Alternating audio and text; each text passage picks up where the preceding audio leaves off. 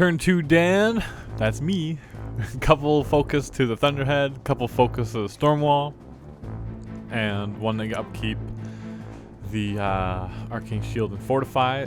First little half-jack walks up and mines, the second half-jack walks up, forgets how to mine. Oh, we found the model. We got it. We got a mine. And Thunderhead decides to come out from behind. He's much too close to too many friends to pulse, but he does boost an attack against the Hunter. Needs a 10 to hit, and misses terribly. But he has another focus, so he'll buy another attack, and that also misses. Then Darius walks up, and he was going to maybe take a shot at the Hunter, but he can't really see him, and so that's not. But then the Sword Knights declare a charge order, and so 3 inches out of the forest, he can move a total of 9, so that's another 3 inches in the forest, because half movement. So he barely gets into combat there, and the 3 others charge in such a way that they all get into combat with the Scattergunner / Commandos. Those good old trenchers. So now we start attacking. I fail against the Hunter, fail against Commando, fail against the other Commando, and fail against the last Commando. So the Sword Knight's doing what they do best, sitting around, being an annoyance.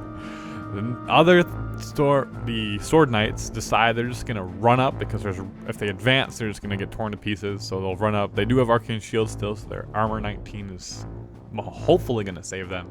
Then Stormwall walks up, drops a lightning pod off to the left of him, and draws a line through the Hunter. I need a 6 to hurt it. I only roll a 4.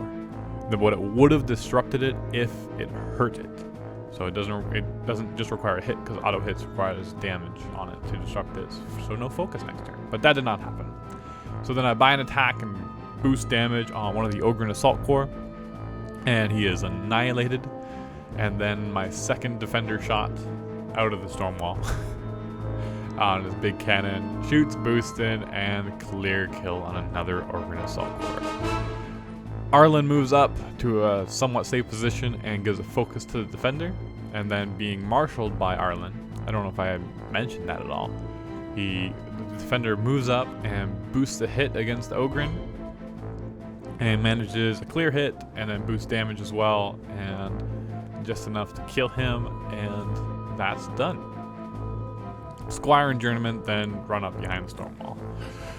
Their big brother, nice and safe. And the Ogren Assault Corps fail their leadership, unfortunately. But turn 2 Tom, 1 focus to each of his jacks except 3 on the Centurion, so lots of awesome things that happen this turn, hopefully. The Ogrens do manage to regroup, and Siege moves up in feats.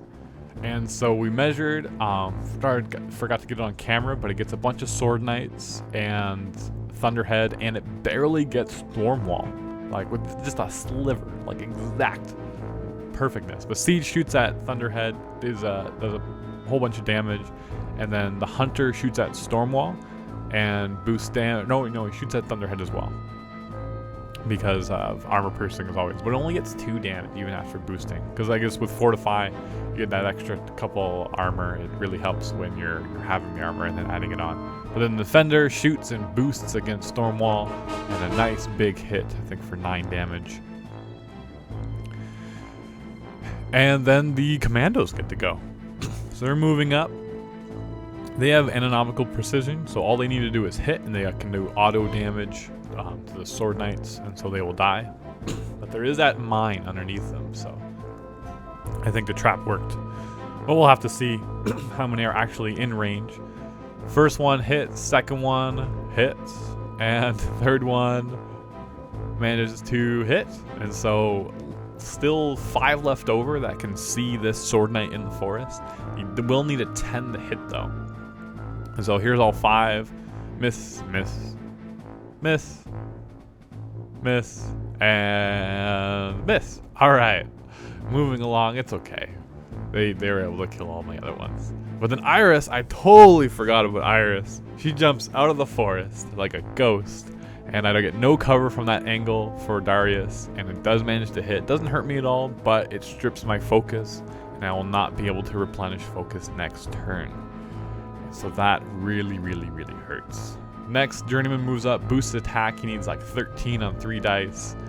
and gets it. And manages to kill Sword Knight.